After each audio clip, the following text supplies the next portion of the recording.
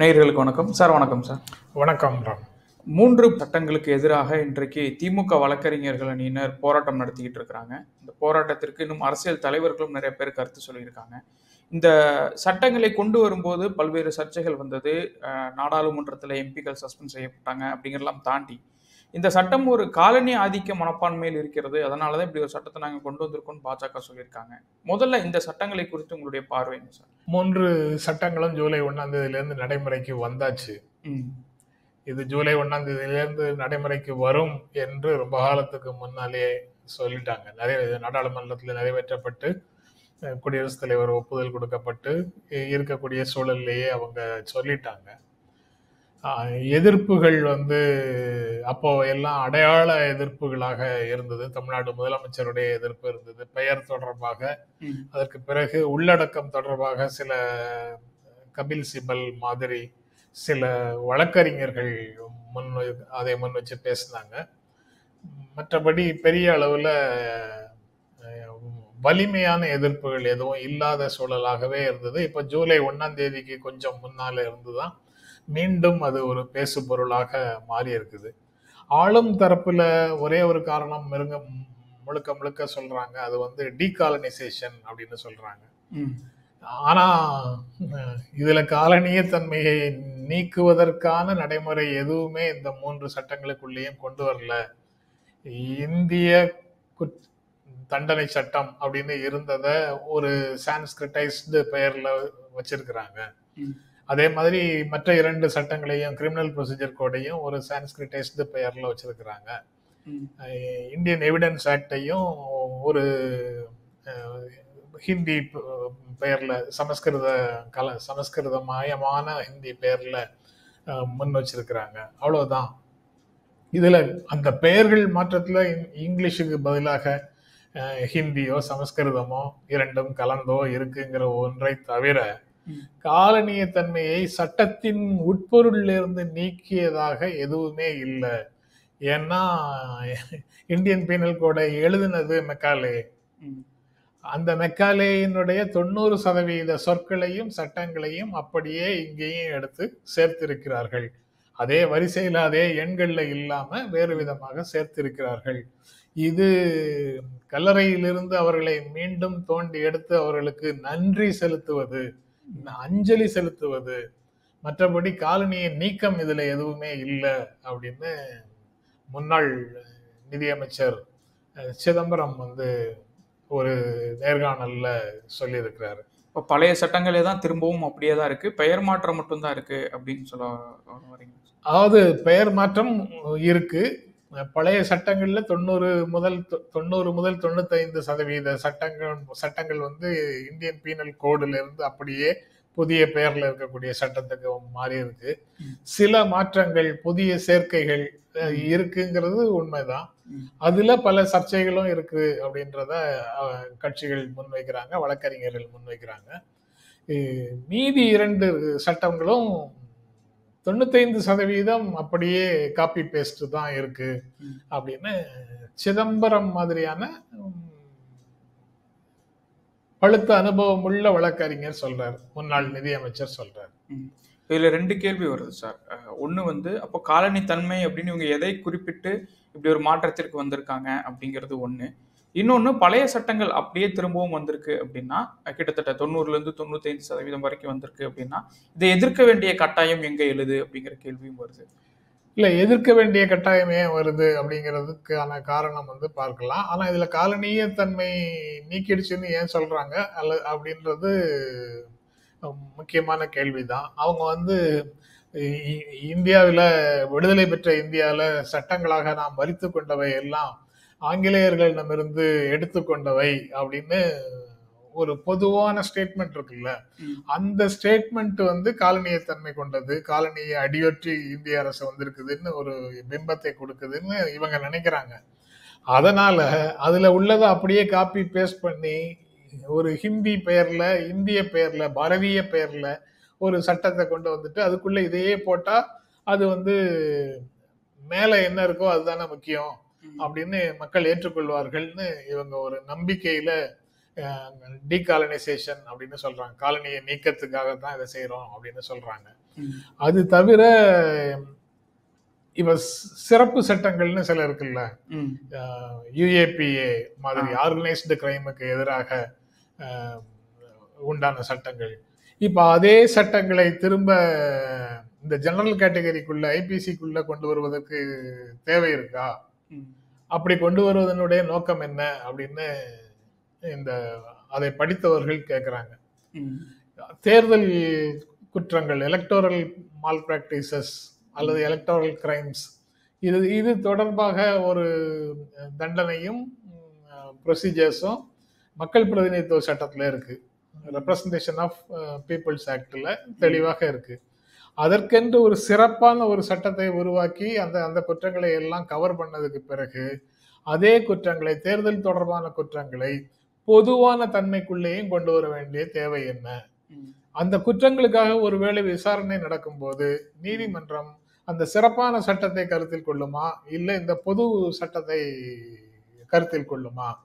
இரண்டுக்கும் ஏதேனும் பயன்படுத்தும் மொழியில சிறு வேறுபாடு இருந்தது என்றால் அதுல ஏற்படக்கூடிய விளைவுகளை நீதிமன்றம் எப்படி அணுகும் அப்படிங்கிறதும் இதுல ஒரு முக்கியமான கேள்வியாக இருக்கு. அதுக்கப்புறம் மக்கள் தொடர்பாக, மக்களுக்காக ஏன் மக்கள் இதை மக்கள் இதை ஏன் எதிர்க்க வேண்டும் அப்படின்னு கேள்வியை முன் வச்சு பார்த்தோம்னா, தன்னிச்சையான கைதுகளுக்கு எதிராக, ஆர்பிட்டரி அரெஸ்டுக்கு எதிராக இந்த சட்டம் எதுவும் பேசவில்லை அப்படிங்கிறத சொல்றாங்க.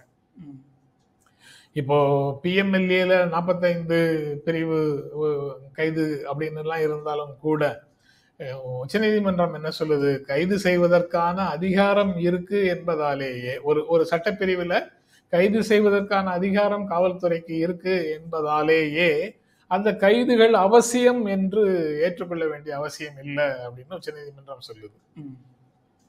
இது ரொம்ப வேலிடான ஒரு ஆர்கியூமெண்ட். ஆர்கியூமெண்ட் இல்லை, அவங்க சொல்லக்கூடிய தீர்ப்பு. கைது பண்றதுக்கு அதிகாரம் இருக்குங்கிறது உண்மைதான் அந்த சட்டத்தின்படி. அப்படி சட்டத்துல அதிகாரம் உங்களுக்கு இருந்ததுனாலேயே நீங்க ஒரு நபரை கைது செய்துதான் ஆகணும்னு ஒன்றும் கட்டாயம் கிடையாது. அந்த கைது தேவையா தேவையில்லையா, நீங்க விசாரணை முடிந்து தீர்ப்பு வரும் வரை அவரை விசாரணை கைதியாக உள்ளுக்குள்ளேயே வைத்திருக்க வேண்டிய தேவை என்ன? நவீன இந்தியால, புதிய இந்தியால, டிஜிட்டல் இந்தியால ஒவ்வொருத்தருக்கும் ஒரு ஆதார் கார்டு, ஆதார் எண் இருக்கு, ஒவ்வொருவருக்கும் ஒரு மொபைல் போன் இருக்கு. இது தவிர அவர்களுடைய பிற அடையாளங்கள் எல்லாமே உங்களுடைய கண்காணிப்புக்கு உள்ள வைத்துக்கொள்ள முடிகிறது. அப்படி இருக்கும்போது அவர் ஒரு காம்பவுண்டுக்குள்ள இருந்தா என்ன, வெளியில பொதுமக்களோட இருந்தா என்ன, அரசு தான் அவரை முழுவதுமாக கண்காணிக்க முடியுமே. அதுக்கப்புறம் எதற்காக கைது செய்றீங்க? இன்றைக்கு விசாரணை கைதிகள் தான் சிறையில் இருக்கக்கூடியவர்கள்ல ஒரு 66% பேர் விசாரணை கைதிகளாகத்தான் இருக்கிறாங்க அப்படின்னு சிதம்பரமும் அதை எடுத்து கோட் பண்ணி சொல்றாரு. அப்போ 66 பேர்ல பெரும்பாலும் விசாரணை முடிந்து பெரும்பாலான நபர்கள் விடுதலை செய்யப்படுகிறார்கள். அவர்கள் மேல போடப்பட்ட குற்றத்திலிருந்து விடுவிக்கப்படுகிறார்கள். அப்போ ஆட்சியில் இருக்கக்கூடியவர்கள் அல்லது அதிகாரிகள் அவர்களுக்கு என்ன மனநிலை வருது, என்ன விதமான அணுகுமுறை வருதுன்னு பார்த்தா, இந்த ப்ராசஸே அவங்களுக்கு பனிஷ்மெண்டா இருக்கட்டும், இந்த கேஸ் ஆகிறது, அதுல விசாரணைக்கு உள்ள போறது, சிறையில் அதற்காக இருக்கிறது அப்படிங்கிறது, அந்த ப்ராசஸே அவங்களுக்கு தண்டனையாக இருக்கட்டும். அவங்கள விசாரணை கைதியாக அரெஸ்ட் பண்ணி உள்ள போடுறோம். என்னைக்கு கேஸ் என்னைக்கு அவங்க விசாரணைக்கு உள்ள போய் என்னைக்கு வெளியில வராங்களோ, வெளியில வந்தா வந்துட்டு போறாங்க. ஆனா இவ்வளவு காலம் அவங்க சிறையில இருந்தாங்கல்ல, அது போதும் அப்படின்ற ஒரு மனநிலையை அவர்கள் வெளிப்படுத்துகிறார்கள். இது சரியான அணுகுமுறை இல்லை அப்படின்னு சொல்றாரு சிதம்பரம் உட்பட பலர் இந்த விஷயத்த சொல்றாங்க. அது போக ரொம்ப முக்கியமாக சிதம்பரம் மாதிரியான வழக்கறிஞர்கள் முன்வைக்கக்கூடியது முக்கியமான சட்டம் அப்படின்னு ஒண்ணு கொண்டு வரும் போதெல்லாம் நாம சட்ட ஆணையத்திடம் கொடுத்து அவர்களுடைய ஆய்வுக்கு பிறகு அவர்களுடைய கருத்துக்களை கேட்டறிந்து அதுக்கப்புறம் நாடாளுமன்ற நிலைக்குழு விவாதம் அதுக்கெல்லாம் பிறகுதானே ஏற்கிறோம். இது மட்டும் அப்படி இல்லாம இருக்கிறதுக்கு என்ன காரணம்? இது அவரும் நாடாளுமன்ற குழு விவாதத்துல இந்த கேள்வி எழுப்பியிருக்கிறதாகவும் அவர் கேள்வியை எழுப்பியிருக்கிறாரு. அதுக்கப்புறம் நாடாளுமன்றத்துல நிறைவேறும் போது எல்லாருக்கும் அந்த பிரச்சனை போகாம ம், 140 பேருடைய சஸ்பென்ஷனோட இது நிறைவேறி போய்விட்டது அப்படிங்கிறது ஒரு முக்கியமான பிரச்சனையாக இருக்குது. ம், இது அவசியமா அப்படிங்கிற கேள்வியையும் எல்லாரும் முன்வைக்கிறாங்க. அதாவது மாற்றம் தேவைப்படுகின்ற சட்டங்கள்ல, அதாவது ஐபிசில இந்தந்த செக்ஷன்ல மாற்றம் வேணும் ம், அப்படின்னு அரசு நினைச்சதுன்னா அந்தந்த செக்ஷன்ல மாற்றத்தை கொண்டு வந்து அதை அப்படியே கண்டினியூ பண்ண விடலாம். ம், கிரிமினல் ப்ரொசீஜர் கோட் வந்து 1973 தான் புதிதாக எழுதியிருக்கிறோம். 50 ஆண்டுகள் கழிச்சிருக்கோம், மாத்தணும் அப்படின்னு நினைக்கிறது சரியான்னு கேட்டா சரிதான். மாறி வரும் சூழலுக்கு ஏற்ப நம்ம வந்து நம்மளுடைய நடைமுறையையும் மாத்திக்கணுங்கிறது ரைட்டு தான். ஆனால் உண்மையிலேயே மாத்திருக்கோமா? பெயரை மட்டும் மேல ஹிந்தியில மாத்திருக்கோம், 95% காப்பி பண்ணி உள்ள போட்டோம். ம், அப்புறம் எங்க இருக்கு மாற்றம்? ம், நோக்கம் எங்க நிறைவேறி இருக்குது அப்படிங்கிற கேள்வியையும் இவங்க முன்வைக்கிறாங்க. இதனாலெல்லாம் தான் இந்த மாதிரி விஷயங்களை சொல்லிதான் இது இப்போ வழக்கறிஞர்கள் போராட்டமாக இருக்கக்கூடிய இந்த பிரச்சனை மக்கள் போராட்டமாக மாறும்னு முத்தரசன் போன்றவர்கள் சொல்றாங்க.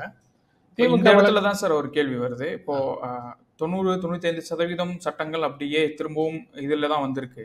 அப்படி இருக்கும்போது இந்த மாற்றம் என்பது மக்களை எந்த விதத்துல பாதிக்கும்? இதுல செஞ்சிருக்கக்கூடிய சின்ன சின்ன இப்ப நம்ம யுஏபிஏ மாதிரியான சட்டங்கள் எல்லாம் ஒரு மாவட்ட காவல் அதிகாரியே அதை கையாள முடியும் அப்படிங்கிறது, இந்த மாதிரியான சட்டங்கள் மக்களை எந்த அளவு பாதிக்கும்?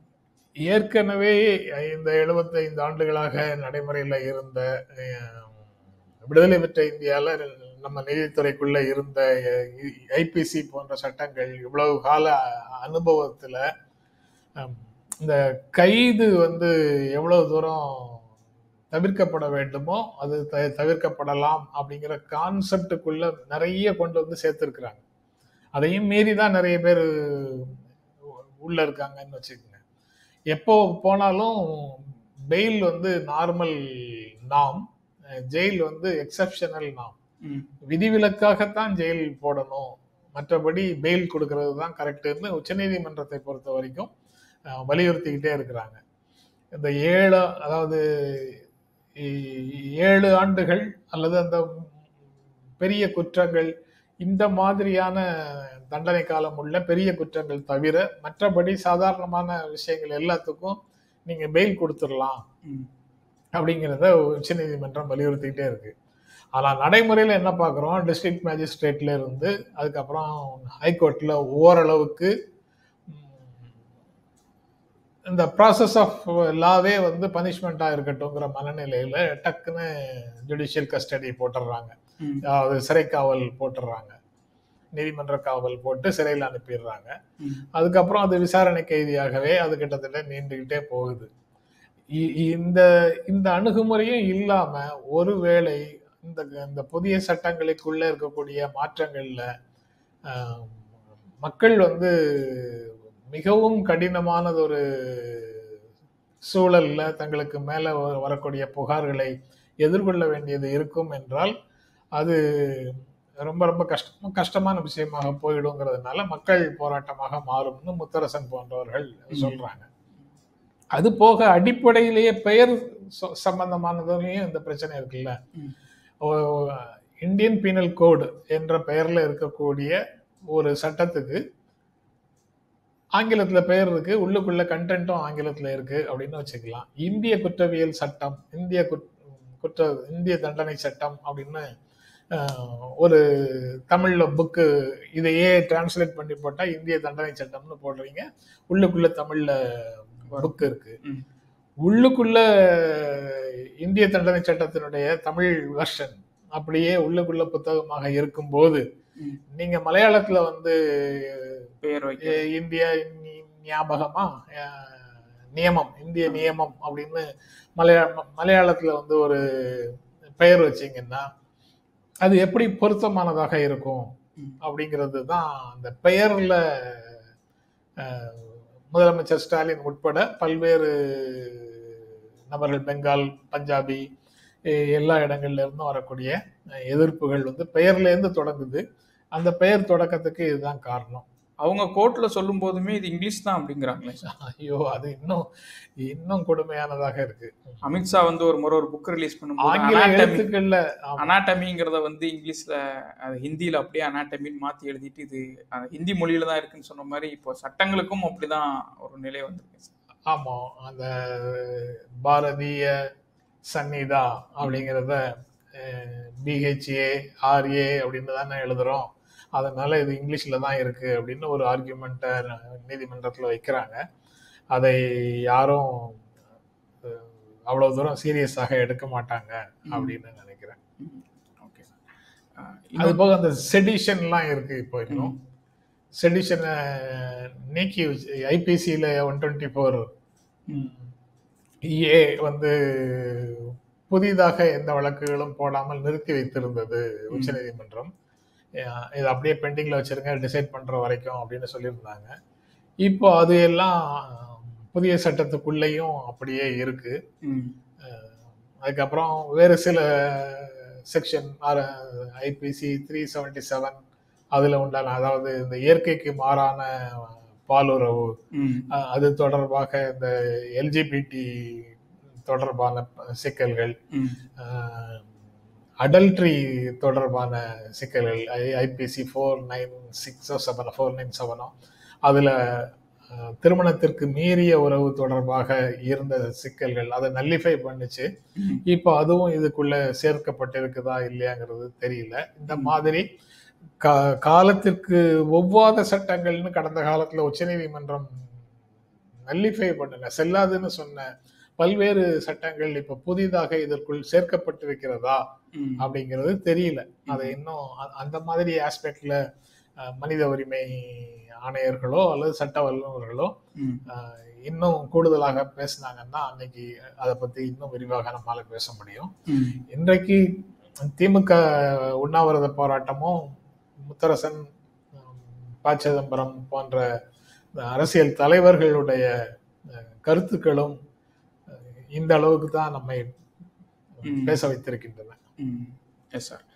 இன்னொன்று, இப்போ நீங்கள் இதற்கு முன்பு ஒரு முறை பேசும்போதுமே கூட சட்டம் அமலாவதற்கு முன்பாக இவ்வளோ வீரியமாக இந்த எதிர்ப்பையும் எதிர்த்தரப்பிலிருந்து இன்னும் பதிவு பண்ணாமல் இருந்தது தவறு அப்படின்னு குறிப்பிட்டிருந்தீங்க. அமலானதுக்கு அப்புறம் நடக்கக்கூடிய இந்த எதிர்ப்பு நடவடிக்கைகள் பலன் கொடுக்குமா? நம்பிக்கையோடு அதை எதிர்பார்க்கலாமா?